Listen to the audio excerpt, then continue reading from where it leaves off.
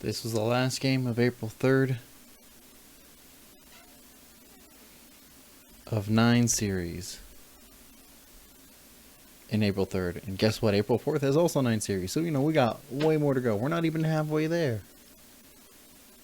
Hi, this is Sebastian from Vision and Isle. And this is the Road to MSI, where I go through all 12 regions going to MSI in all of their playoff series. Yes, even that one. Today we got Gillette's Infinity versus All Knights.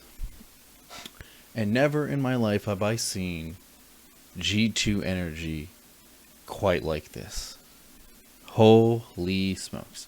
Now, I usually have a complaint about stylistic differences of pick and bans. Like, each game has to have something unique. My cat is being a punk. Hold on.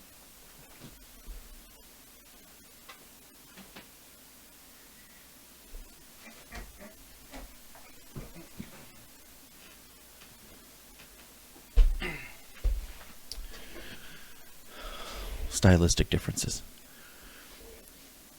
Because, the more you repeat compositions, the harder it is for you to adapt. That being said, I'll give a slight, a small slide here. Because this All Knights has literally picked some of the most, out there champions. If you're really bored of seeing the same thing over and over and over again so far, watch the series. It's a nice palate cleanser. It's not very good, in terms of quality of gameplay, but there's enough skill expression to make up for it, and there's a lot of fighting. It's some good fun. They've got a Ziggs played twice. They've got Vigar. They've got Pyke coming back. Oh man, Pyke is so much fun to watch. And they've got set support, which hasn't been in there for a while. So they've got a nice little myriad of different things going on. I do still have to put the caveat that a lot of these compositions still kind of overlap in terms of win conditions and stylistic things. So it's a mixed baggage. It's refreshing to look at, but it's still got that issue. Some of the good things. Infinity has probably some of the more solid approaches to vision between these two and neutral setups. They were the most consistent. So if they were the ones that qualified to go to MSI, they would have an easier time against some of the tier 2 teams, and definitely much better against some of the tier 4 teams. I can't say that much for All Knights, but All Knights had a very solid tempo control.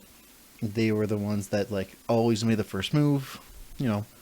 It's the things that I usually put precedence over. If you're always making the first move, perfect, solid. It means that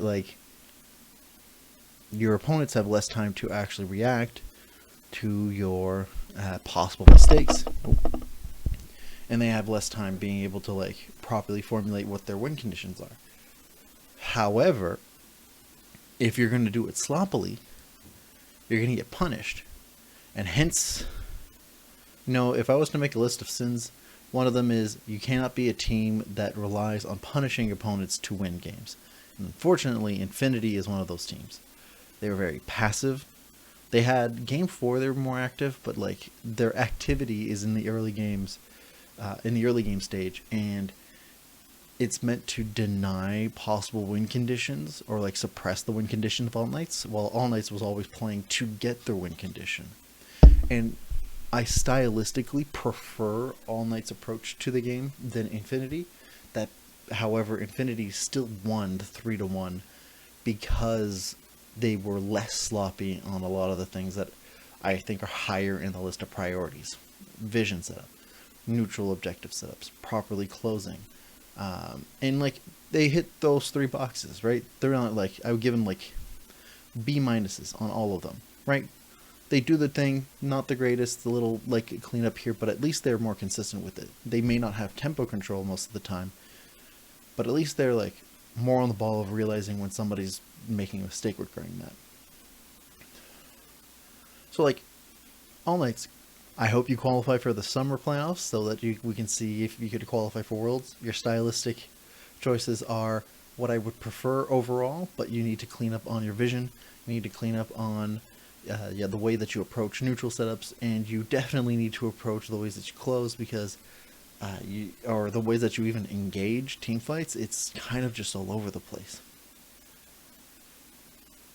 But that being said, when Infinity does have tempo control and they are the ones that are like engaging, oh, they go really deep. Like sometimes too much.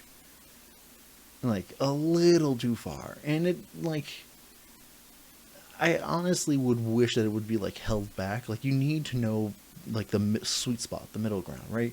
Most of the time you're on this end. Not enough, like not enough tempo or pressure. And on the other end, you've got way too aggressive, overcommitted. You play on either ends when you should be like on the sweet spot.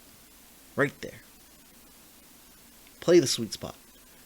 That's like the one thing I want to see Infinity do here is play the sweet spot. Where they are able to punish and force like mistakes out of their opponent, but at least they're actively playing for their win conditions, and like playing to subdue an opponent's win condition is fine, right? Like, sure, if you think that's the best approach to your game, go for it. I, however, think that it's better to approach going for your win condition and minimizing the opportunities your opponents can get through their win condition, not actively suppressing it, because what happens is that you're not getting as far ahead most of the time. If you could do both, double whammy, go right ahead. But at the level of play these teams are, in the tier 3 and tier 4 teams, not going to happen, right?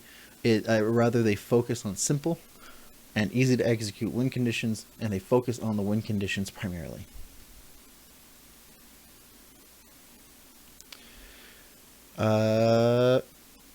Anything else?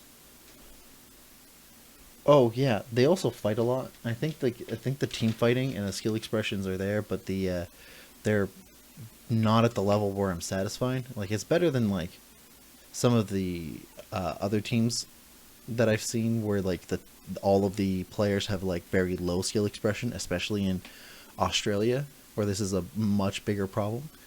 But like honestly, I think it's again the sweet spot thing. Oh my goodness, the sweet spot thing, where like they have clearly all of the individual players on both sides have like a very noticeable skill expression that they show off. Like they have a myriad of champions that they're playing that require a lot of like thought process on how to approach team fights, but they're not thinking about how to start the team fights, or whether or not it's a good idea, or whether or not they're able to execute on it, right?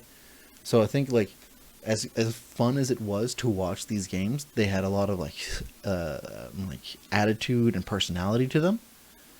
How about we like settle back to something simpler? Like Infinity did it more often, where they were picking something simpler, but like Region as a whole, scale it back a little bit. Do something a little simpler for yourself, right? Like as much as I like watching Pike, I don't think it's a good idea when you have a rail available after you pick Callista. I don't know. Something tells me that as aggro as that is and as like fun that is, not the right move. But otherwise, good job, Infinity. Do I think you'll win in the next playoff series? Maybe. I'm not confident because of the passivity. And if anything is to note, the Latin American teams, either their fourth place team and their first place team are the most aggressive, and their second and third place team are the safest, at least from my experience, and that seems to be consistent still. So like, not if they're going to continue the passivity. I hope they get more aggressive, but you know, we'll see. Let me know what you think in the comments down below. Leave a like and subscribe if you enjoyed this. I'm up to the next playoff series, which is Gen G versus T1, the two organizations with the most amount of world championships under their belt. Hooey! and starting off the April 4th playoff series, which is another whopping 9 of them. That'll be fun. Hopefully there are a bunch of 3-0s and we get this through quickly. I have no idea though. We'll see. Thank you all for watching. I'll see you in the next one.